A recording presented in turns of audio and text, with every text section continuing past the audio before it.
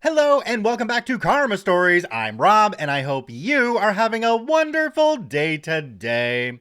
Today I have some stories for you that started off in the Best of Redditors update subreddit, which led me to Ask Reddit and some responses to some Ask Reddit questions. This isn't quite our normal type of episode. It's responses to a question, but they're all feel good and you might want to sit down and have a box of Kleenex close by to wipe up the tears if you're a sensitive person.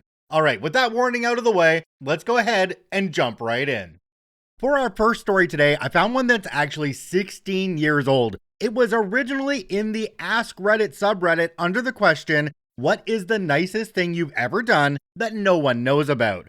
Now, the responder on this one is a deleted account, but we're going to get into it. It says, I was day tripping to Vancouver from Seattle and stopped in for lunch at a little cafe. From my window, I saw a young teenage girl out in the cold, squatted down in a closed-up business doorway, holding a small bundle in her arms. She was panhandling. People were mostly walking by, ignoring her. She looked just broken. I finished up my meal and went outside, went through my wallet, and thought I'd give her $5 for some food. I got up to her, and she was sobbing. She looked like she was 14 to 15. And that bundle in her arms was a baby wrapped up. I felt like I just got punched in the chest. She looked up, putting on a game face, and asked for any change. I asked her if she'd like some lunch. Right next door was a small quick trip type grocery store. I got a can of formula for the baby, very young, maybe 2 to 3 months old, and took her back to the cafe, though I'd just eaten. She was very thankful, got a burger, and just inhaled it. Got her some pie and ice cream. She opened up and we talked. She was 15, got pregnant. Parents were angry and she was fighting with them. She ran away. She's been gone almost 1 full year. I asked her if she'd like to go home and she got silent. I coaxed her. She said her parents wouldn't want her back. I coaxed further. She admitted she stole $5,000 in cash from her dad. Turns out $5,000 doesn't last long at all. And the streets are tough on a 15-year-old. Very tough. She did want to go back, but she was afraid no one wanted her back after what she did. We talked more. I wanted her to use my phone to call home, but she wouldn't. I told her I'd call and see if her folks wanted to talk to her. She hesitated and gave bad excuses, but eventually agreed. She dialed the number and I took the phone. Her mom picked up and I said hello. Awkwardly introduced myself and said her daughter would like to speak to her. Silence, and I heard crying. Gave the phone to the girl, and she was just quiet listening to her mom cry. And then said hello, and she cried. They talked, she gave the phone back to me. I talked to her mom some more. I drove her down to the bus station and bought her a bus ticket home. Gave her $100 cash for incidentals and some formula, diapers, wipes, snacks for the road. Got to the bus, and she just cried saying thank you over and over. I gave her a kiss on the forehead and a hug, kissed her baby, and she got on the bus. I get a Christmas card every year from her. She's 21 now and in college. Her name is Michaela, and her baby was Joe. I've never really told anyone about this. I just feel good knowing I did something good in this world. Maybe it'll make up for all the things I've effed up. Now, OP did update this one, but before we get to that, a couple down from the comments, we have one from a user called McCanaran. It says, you've done good twice. Not only did you do the good you know you did with Michaela and Joe, but you did good by letting people know how cool it is to help, that it's okay to help, and maybe giving them the courage to help someone else in turn.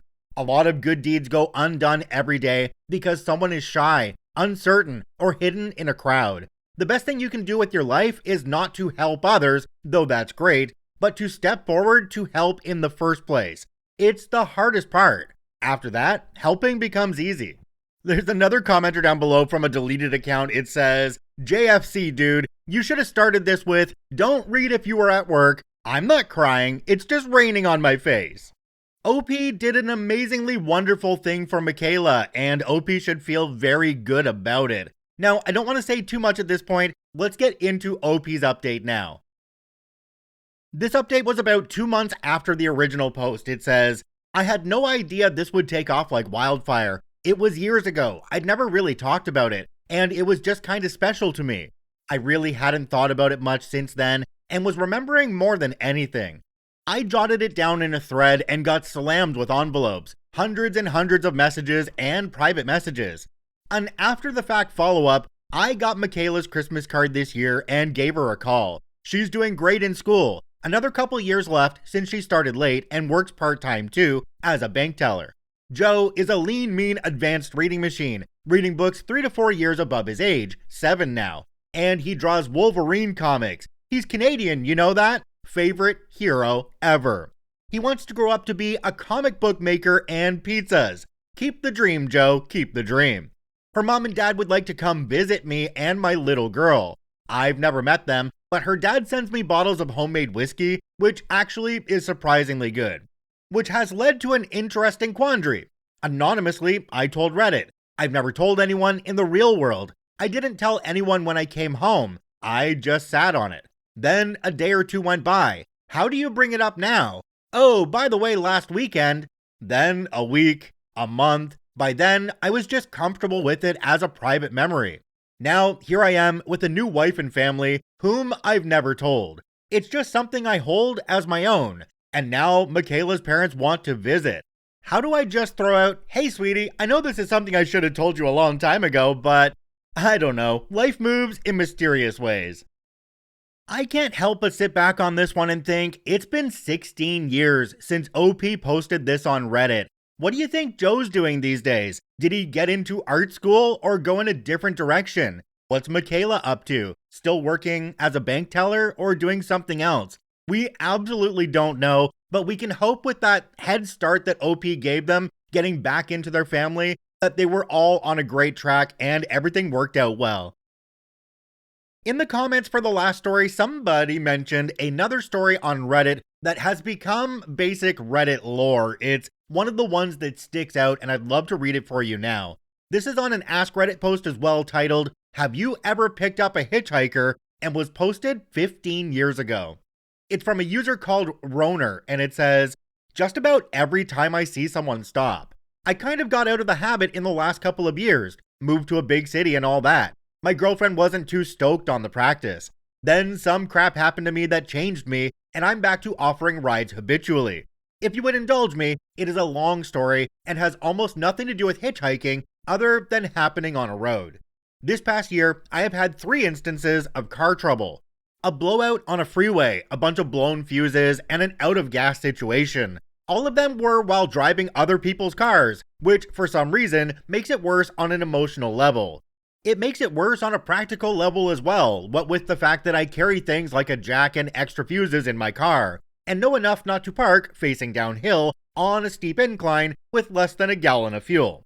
Anyway, each of these times this crap happened, I was disgusted with how people would not bother to help me.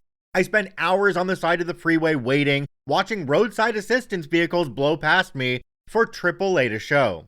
The 4 gas stations I asked for a gas can at told me they couldn't loan them out for my safety, but I could buy a really crappy 1-gallon one with no cap for $15. It was enough each time to make you say crap like, "This country is going to hell in a handbasket." But you know who came to my rescue all 3 times? Immigrants. Mexican immigrants. None of them spoke a lick of the language, but one of those dudes had a profound effect on me. He was a guy that stopped to help me with a blowout with his whole family of 6 in tow. I was on the side of the road for close to 4 hours. Big Jeep, blown rear tire, had a spare but no jack. I had signs in the window of the car, big signs that said, "Need a jack," and offered money, no dice. Right as I'm about to give up and just hitch out of there, a van pulls over and a dude bounds out. He sizes up the situation and calls for his youngest daughter who speaks English. He conveys through her that he has a jack, but it's too small for the Jeep, so we will need to brace it. He produces a saw from the van and cuts a log out of a downed tree on the side of the road. We rolled it over, put his jack on top, and bam, in business. I started taking the wheel off, and if you can believe it, I broke his tire iron. It was one of those collapsible ones, and I wasn't careful, and I snapped the head I needed clean off. F. No worries, he runs to the van, gives it to his wife, and she is gone in the flash, down the road to buy a tire iron. She's back in 15 minutes, we finished the job with a little sweat and cussing, stupid log was starting to give, and I'm a very happy man. We're both filthy and sweaty. The wife produces a large water jug for us to wash our hands in. I tried to put a 20 in the man's hand, but he wouldn't take it, so I instead gave it to his wife as quietly as I could. I thanked them up one side and down the other. I asked the little girl where they lived, thinking maybe I could send them a gift for being so awesome. She says they live in Mexico. They're here so mommy and daddy can pick peaches for the next few weeks. After that, they're going to pick cherries, then go back home. She asked if I had had lunch, and when I told her no, she gave me a tamale from their cooler. The best effing tamale I've ever had. So, to clarify, a family that is undoubtedly poorer than you, me, and just about everyone else on that stretch of road, working on a seasonal basis where time is money, took an hour or two out of their day to help some strange dude on the side of the road when people in tow trucks were just passing me by. Wow. But we aren't done yet. I thanked them again and walked back to my car and opened the foil on the tamale because I am starving at this point, and what do I find inside? My effing $20 bill. I whirl around and run up to the van, and the guy rolls his window down. He sees the $20 in my hand and just shaking his head no like he won't take it. All I can think is to say, por favor, with my hands out. Dude just smiles, shakes his head, and, with what looked like great concentration, tried his hardest to speak to me in English. Today you, tomorrow me. Rolled up his window, drove away. His daughter waving to me in the rear view. I sat in my car eating the best effing tamale of all time, and I just cried. Like a little girl. It has been a rough year, and nothing has broke my way. This was so out of left field, I just couldn't deal. In the 5 months since, I have changed a couple of tires, given a few rides to gas stations, and once went 50 miles out of my way to get a girl to an airport. I won't accept money. Every time I tell them the same thing when we are through. Today you, tomorrow me. There's really nothing I can say that would sum up this story. I just need you all to remember that sometimes you can pay things forward. Somebody does something nice for you, you can do nice for somebody else. But you don't even need somebody to do something nice for you first. It doesn't take much to be kind to other people. And I think sometimes we need to be reminded just how easy that is. So this post that was on an Ask Reddit post saying, "Have you ever picked up a hitchhiker?" led me to read some more of the responses on this post. And I found one down here that I think you all will enjoy. We're really going for a feel-good kind of vibe on this episode today. So let's jump into this one. It's from a user called RightDeadZ. It says, "I've picked up numerous hitchhikers, but one in particular stands out. His name was Garth. Garth was a heck of a dude with a heck of a story. This is the encounter between my friends and Garth. After graduating high school, myself and 4 friends decided to take a long road trip over the summer, and Glacier National Park was our mecca for the trip. We found ourselves camping in the middle of nowhere in the woods of northwest Montana, some 25 miles north of Missoula. We camped illegally and got drunk and stoned and pretty much stayed up all night. In the morning, I woke up in the driver's seat of my car to see some dude walking by in the road, which was 40 yards away from our campsite. The guy walking couldn't see us just passing by, but I could see him. I was still half drunk, so I decided to yell at him, not even thinking that it could be the owner of the land that we were illegally camping on. He did a 180 and stared straight at me and began walking towards me.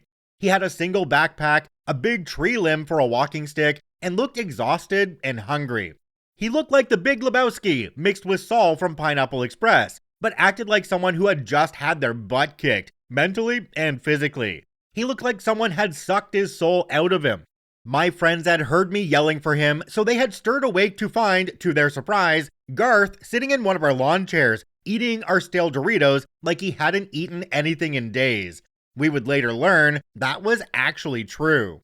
It was about 10 a.m. by the time we decided to leave the campsite and head back to Missoula to find food. Garth hopped in the car and began to tell his story of how he ended up in the middle of nowhere, Montana. He sat shotgun and talked while my friend sat behind him, ready for Garth to try to off us or something crazy. The story that Garth told us was effing crazy. It basically went something like this. Some dude he met in Missoula promised him some work back on his land. Apparently, the guy bought some land and needed some trees and brush cleared so he could start building a house. He said he would let Garth stay on his land for the night and meet him there in the morning with some tools and some food so they could work all day to clear the brush. Well, one day went by, then another, and another, and another. The guy never showed up, and Garth was on this guy's land for 5 effing days with no food or shelter. He luckily had a stream of water on his land that Garth drank to keep hydrated, but catching food was next to impossible. He said he could hear coyotes very close to him at night, and one morning, he woke up to a bull moose 30 yards away, snorting and stomping its hooves on the ground, ready to charge. Garth ran up a tree and stayed there for the rest of the day. He said he didn't want to leave the land because he had no idea where he was, and he was hoping that the guy would show up to take him back to town. It wasn't until this particular morning that he said he was so hungry and cold that he thought he was going to die if he didn't start walking somewhere. Garth said he started following a logging road with the hope it would lead him somewhere. He had been walking all night with no signs of anything. He actually thought he was walking in circles. He said that the coyotes were howling, and he was the most scared he had ever been in his life. We were the first sign of people he had seen in almost 6 days. After he told us this story, we said we wanted to buy him lunch and some beers and a coat.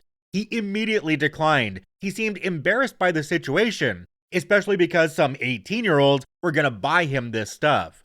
We understood where he was coming from, but this guy just had 6 days of heck in the woods, and he deserved a hot meal. He finally said he would eat lunch with us, so we took him to a Chinese buffet where he ate down 4 fat plates like a boss. After lunch, he asked us to take him to the homeless shelter in town so he could get a shower and get a bed for the night. We agreed and took him across town to drop him off. The car ride over was quiet, mainly because Garth dozed off, probably from his exhaustion. He was still sleeping when we got to the homeless shelter. We woke him up and he thanked us a million times and stumbled into the shelter. My friends and I were floored by his story. We didn't say much as we hit the road back north to Glacier National Park, until we noticed something on the floor by the front seat. His effing backpack. We were 40 miles north of town and didn't even think about what to do. We pulled over and turned around to take his backpack to him at the shelter. We contemplated opening it for a good 15 minutes. We thought it would be wrong and that we wouldn't want someone to do that to our pack. But our curiosity got the best of us and we decided to open it. Garth was too epic to not find out what he had in there to aid in his wilderness adventure. We joked about what would be in there, a knife, a head, some sort of body parts. What we found was truly unbelievable. We found out that Garth was bipolar and diabetic based on his medications. He had some oral glucose gel to combat his low blood sugar, a blood sugar machine, and Zoloft antidepressant. It blew my mind that this man, a diabetic, would even think about staying in the woods for this long while knowing he was a diabetic. We also found a notebook that had some sketches and writings, mainly about his travels around the Pacific Northwest. I wanted to read more, but we had reached the shelter to return his pack. Garth was an effing man if I had ever met one. We thought he could use a little help, so we put $100 in his pack before we gave it back to him. He was inside sitting at a table when we arrived with his pack. I held out the pack and just said, "I think you forgot something, man." He stood up and ran over to me, grabbed it, and then gave me a huge bear hug and started crying. He told me while he was hugging me that he thought that he had just lost everything he owned after we dropped him off. It was weird, but I felt like I had to hug him back, so I did. He followed us back out to our car and thanked us again and offered us a cup of coffee. We declined and said we had to be on our way to get there before dark. He understood and even offered to take a look at our car's oil and other stuff before we headed out. We said no, said goodbye, and drove off to the corner. We were stuck at a traffic light and I could still see him in the rearview mirror, probably 50 to 60 yards behind us. He knelt down to dig through his backpack. He took out his glucometer, his notebook, and then the $100 we had put in there. He saw it and started running after us, either to thank us or to try to give it back. The light turned green and we drove off before he got to us. I stood out the car window and gave him a wave and a peace sign. He responded with a salute and the biggest smile I've ever seen. We drove off, and I never saw him again. This was our encounter with Garth, the world's manliest hobo. Wherever you are, Garth, Godspeed, my good man. Jumping into the comments for this one, there's one from a user called No Vultures. It says, amazing story, my friend. It shows that no matter where you are, who you are, or what you have become, kindness continues to shine a long way. Thank you. Another commenter under this one called Johnny Grant said, great story, bro. Is it just me, or some of these Reddit stories will make for great short movies? Wherever Garth is right now, I hope he is at peace. Wow, now I'm sitting here again 15 years after this post was made and wondering where Garth is now, and if Garth got everything he wanted out of life over the last 15 years. I think the only way we can really sum up this story at the end is to say, party on, Garth. Alright, I think we'll go ahead and end this episode here. This was a little different than what we normally do on here with, feel-good stories for once. Let me know what you thought about that in the comment section down below. Alright, I thank each and every one of you for being here and watching and listening. I hope you all have a wonderful day, and we'll see you tomorrow.